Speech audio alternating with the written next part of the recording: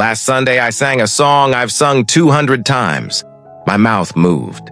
The words came out in order. I felt nothing. Not sad. Not angry. Nothing. If that's familiar, if you're not sure you believe anymore, or you believe but it sounds like static instead of music, stay for the next 20 minutes. I'm not going to argue you back into certainty. That's not what this is. There's a phone call I think about a lot. I'll tell you about it before we're done. I'll warn you now. It's probably not the call you're picturing. First, I want to name the thing almost nobody names out loud. Doubt is not the opposite of faith. Doubt is what faith feels like when it's exhausted. Consider what happens to a body after a long stretch without rest. It doesn't collapse on day one. It builds, weeks, sometimes years, until one ordinary Tuesday the body simply stops cooperating. That's not betrayal. That's the body finally telling the truth the mouth wouldn't say. A soul runs the same way. Years of unanswered prayers. Grief nobody made space for. A faith that was never once allowed to rest. It surfaces eventually, usually on some ordinary Tuesday of your own with no warning and no obvious cause. Feelings are weather.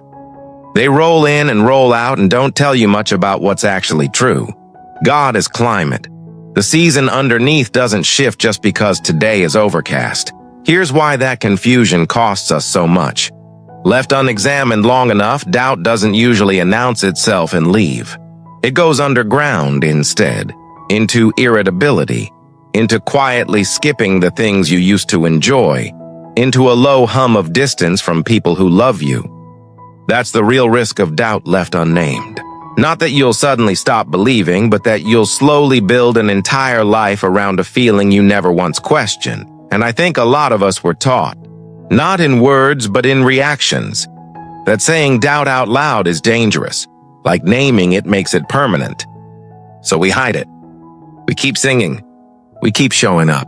The visible parts of faith stay running on schedule, while the actual believing goes quiet inside us, and nobody knows. Hiding it is heavier than having it. I need you to hear that twice before we go any further.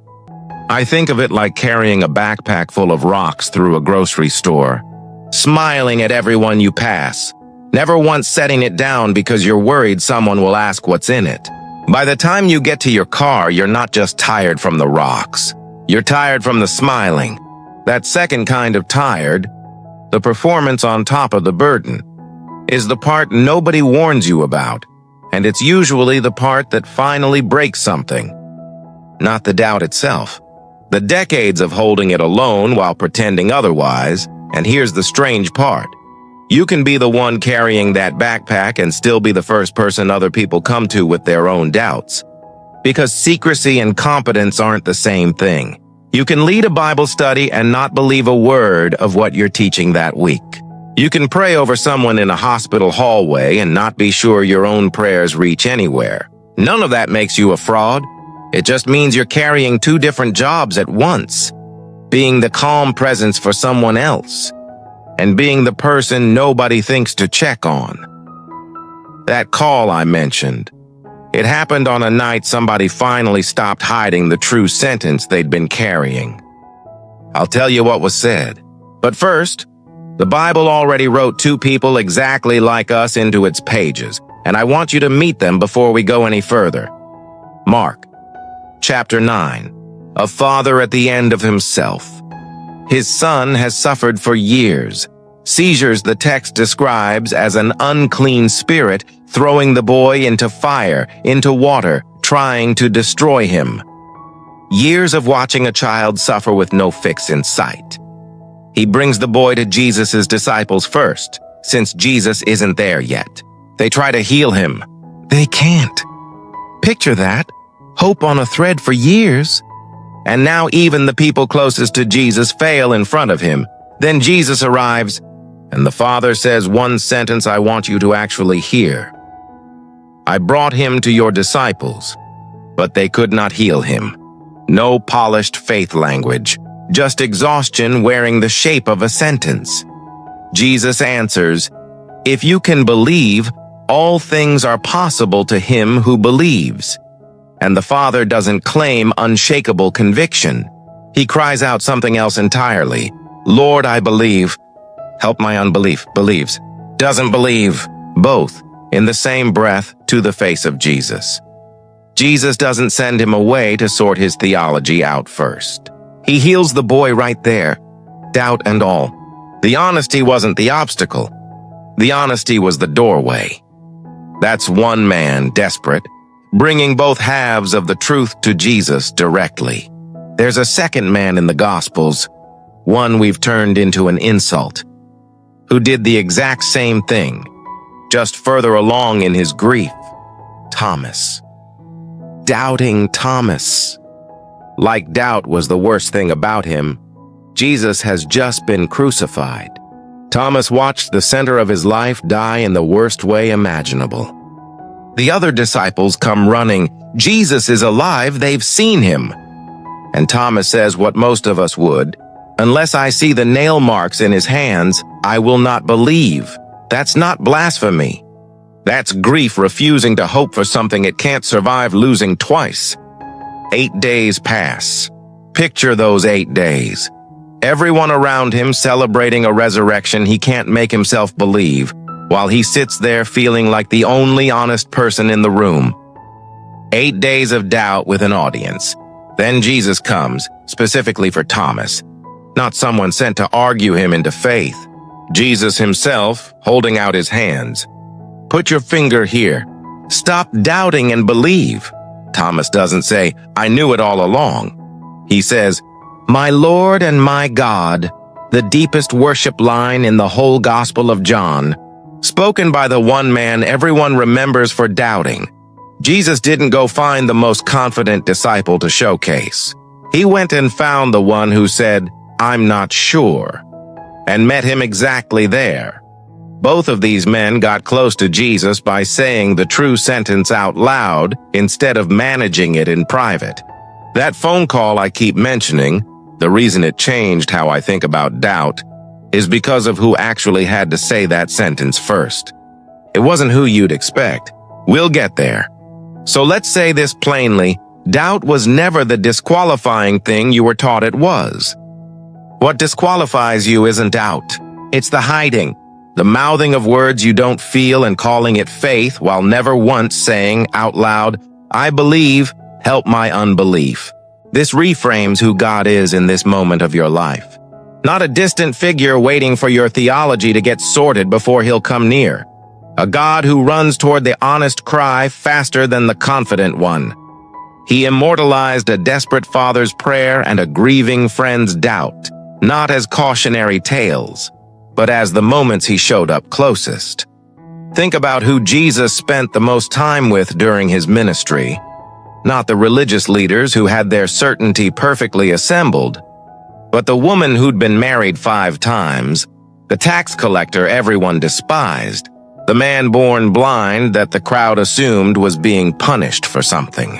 Every single time, Jesus moved toward the person whose life didn't add up cleanly, not away from them. There's no reason to believe that pattern stopped. If anything, your honest uncertainty puts you in better company than your rehearsed certainty ever did. There's a difference between certainty and trust, and most of us were never taught to tell them apart. Certainty is a feeling, confident, clean, and often temporary. Trust is a decision you keep making even when the feeling isn't available. A marriage doesn't run on the certainty you felt on your wedding day. It runs on the daily decision to keep showing up even on the days the feeling is thin. Faith works the same way. The father in Mark 9 wasn't certain. He showed up anyway, hands open, and that showing up was the trust, even without the feeling attached to it. Think about how trust actually gets built between two people. It's not built in the highlight reel moments. It's built on the unremarkable Tuesday when someone shows up exactly when they said they would, with nothing dramatic to prove. That's closer to what your faith is doing right now than you think. Every time you show up despite the numbness, you are laying down exactly that kind of evidence, one small Tuesday at a time, whether you can feel it happening or not. This is good news for you specifically, because it means you don't have to wait to feel something before you're allowed to keep going. You can show up to church numb. You can pray a sentence you're not sure you mean. You can keep your hands open like that father did, long before the feeling catches up to the decision. The decision is allowed to come first. It usually does. One honest note here, because I care about getting this right. Sometimes a long stretch of feeling nothing isn't only spiritual exhaustion. It can also be depression, grief, or burnout wearing a spiritual mask. If the flatness has lasted months, has spread into the rest of your life, or comes with hopelessness that scares you, please also talk to a counselor, a doctor, or a pastor you trust. Tending to your soul and tending to your mind are not competing tasks. They're the same act of care. Okay, here's what this actually looks like on an ordinary Tuesday.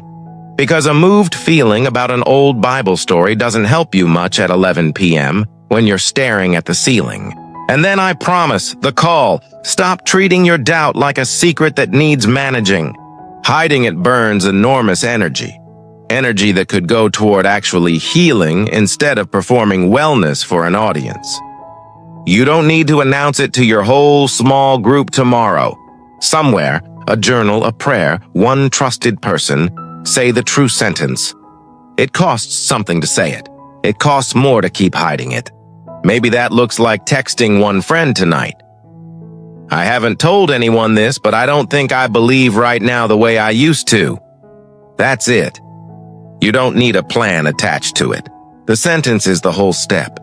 If you're not sure who that one trusted person is, look for someone who has survived their own hard season without it making them bitter or distant.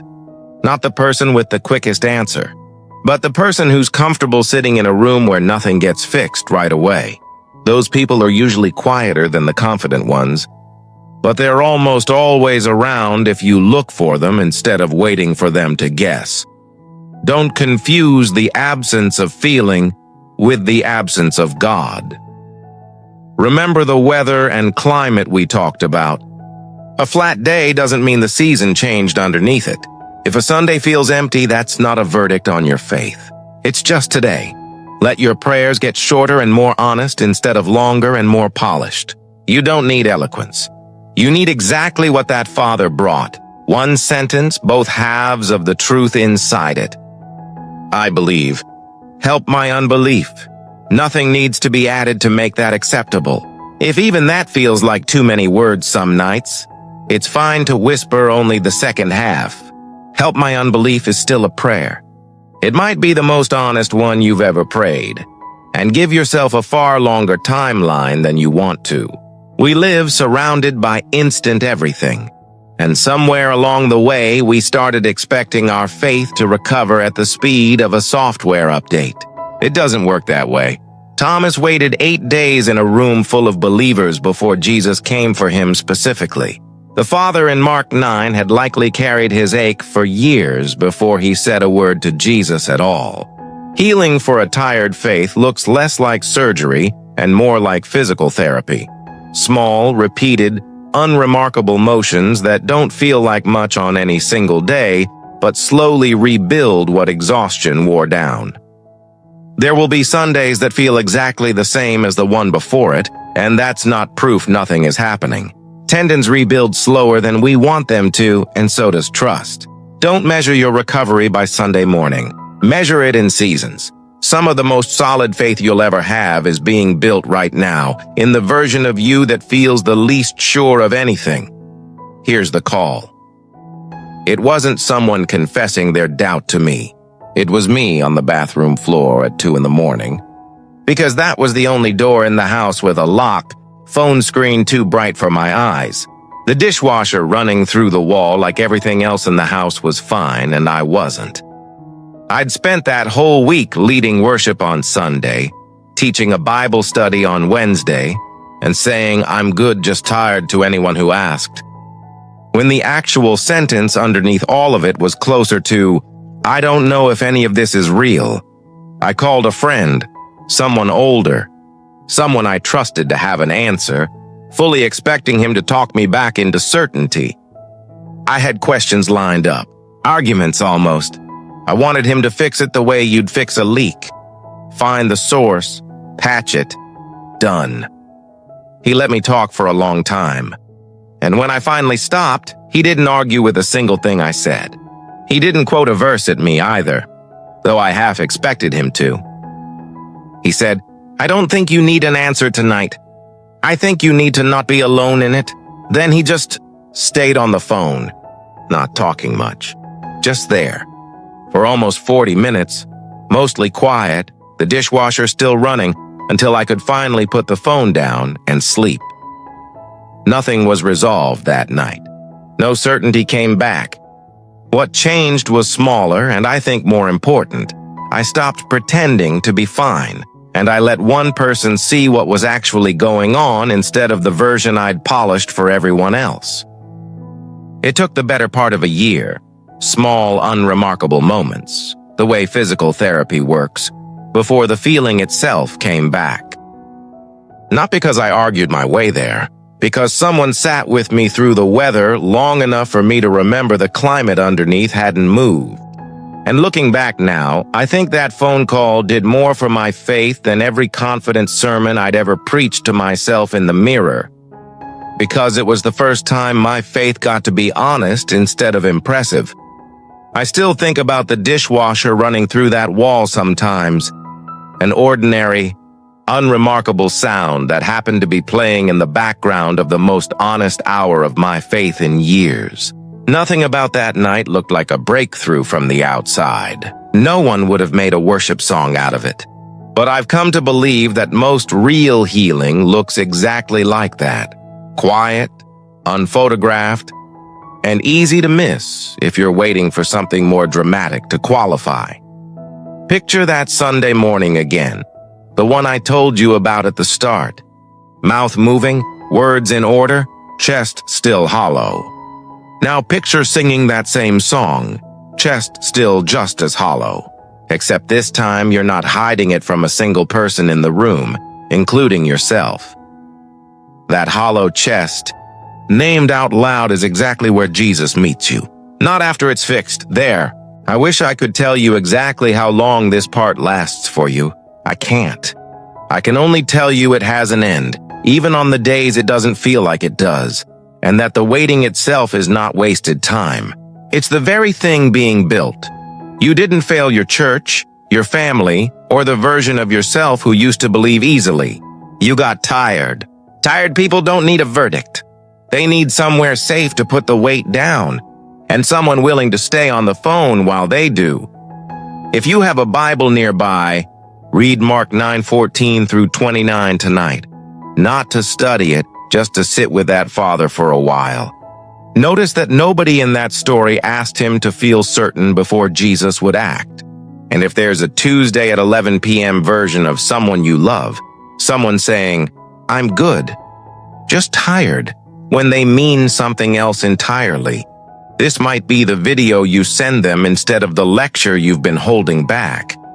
If tonight's prayer feels too big to start on your own, I made a follow-up video on exactly that. Short, honest prayers for when you feel nothing.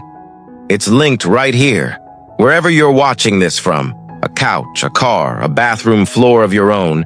You are not too far gone, too numb, or too late. The door Jesus walked through for Thomas wasn't locked from his side. It was only ever locked from the inside by people too afraid to say what was true. So tonight, whatever that true sentence is for you, let it out. Not to fix anything, just to stop carrying it alone for one more night. One last thing before you go. Drop one word in the comments, just one word, for how you're actually doing tonight. Not the church answer. The true one, be honest. Be gentle with yourself. Let that be enough for today.